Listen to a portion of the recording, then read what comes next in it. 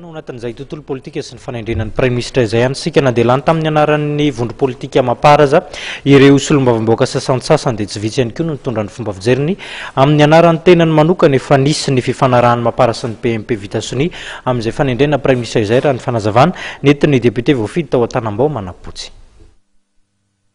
Hatramin'ny omaly hariva dia efa nahatratra 7 nisan'ireo solombavambaoka mapara nampiseho fahavonona noana nisy Dr Jules Etienne ho Prime Ministre ny Repoblika fahaefatra araka ny nambaran'ireo akaiky azy. Nisy tokoa ny fanambarana izay nataony mapara kanefa ny teny amin'ny anarany manokana omaly dia tsy andrefana Ambodijanary mikasika ity resaka Prime Ministre ity. Araka ny lalàna dia ny solombavambaoka no manolotra ny anaran'olona izay ho Prime Ministre zay. Efa misy ny anaran'olona natolotra solombavambaoka any aminao Andriamatoa ko dia eto zany zahay dia miangavy araka ny lalàna izay efa nambara teo zay dia ny solombavambaoka izay manana ny maro anisa dia aoka mba hipetraka amin'izay ny fanendrena izay tokony ataonao.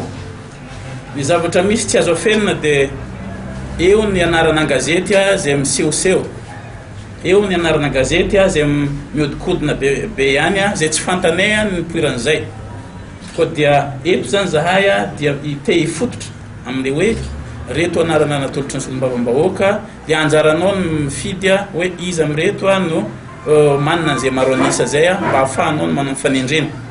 Nisy tokoa ny fanarahana izay niarahan'izy ireo ho natao Sonia niaraka tamin'ny vondrona PMP ary efa natolotra amin'ny filoham-pirenena Rajaonarimampianina io izany fanarahana Vitasonia izany. Tsy nanonona anarana kosa nefa ireo akaikin'ny Dr Jules Etienne noho ny antony maro samihafa.